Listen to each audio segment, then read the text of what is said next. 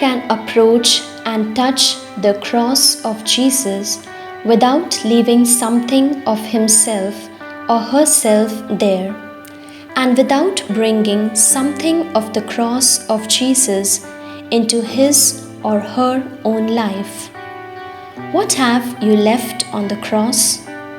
What has the cross of Jesus left for you, in each one of you? Finally, what does this cross teach us? According to an ancient Roman tradition, while fleeing the city during the persecutions of Nero, Saint Peter saw Jesus, who was traveling in the opposite direction, that is, toward the city, and asked him in amazement, "Lord, where are you going?" Jesus' response was, "I am going to Rome to be crucified again." At that moment, Peter understood that he had to follow the Lord with courage to the very end. But he also realized that he would never be alone on the journey. Jesus, who had loved him even unto death on the cross, would always be with him.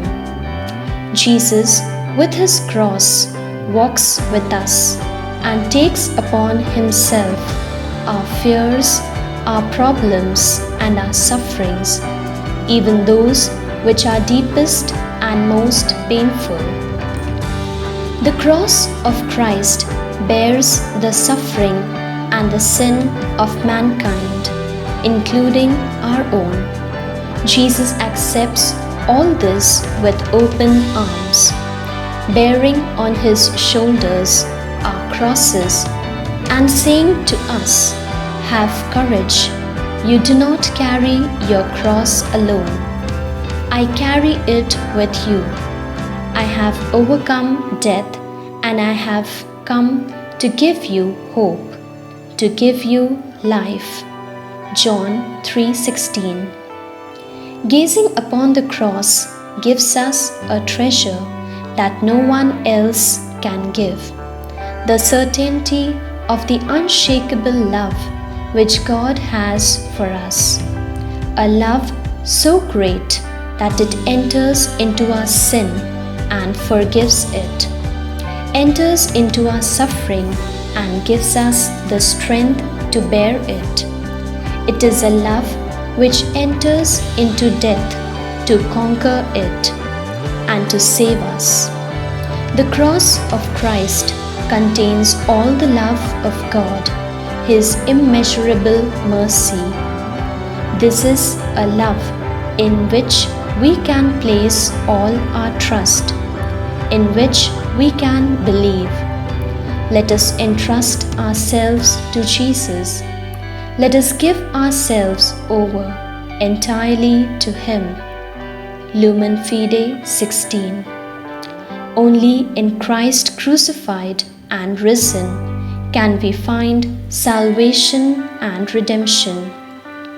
With him, evil, suffering, and death do not have the last word, because he gives us hope and life.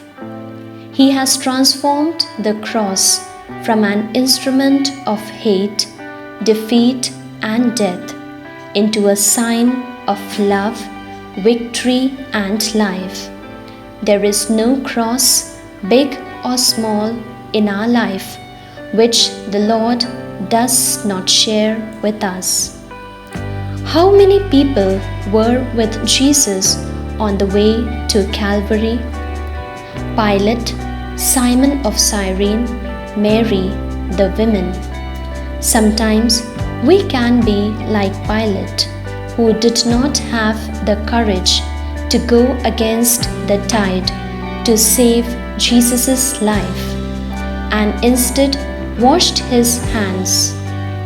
Dear friends, the cross of Christ teaches us to be like Simon of Cyrene, who helped Jesus to carry that heavy wood.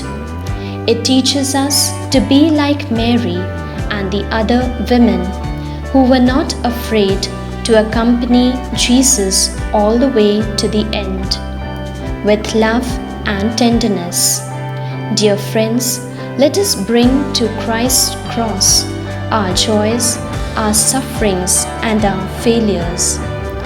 There we will find a heart that is open to us and understands us, forgives us, loves us, and calls us to bear this love in our lives, to love each person, each brother and sister with the same love. Amen.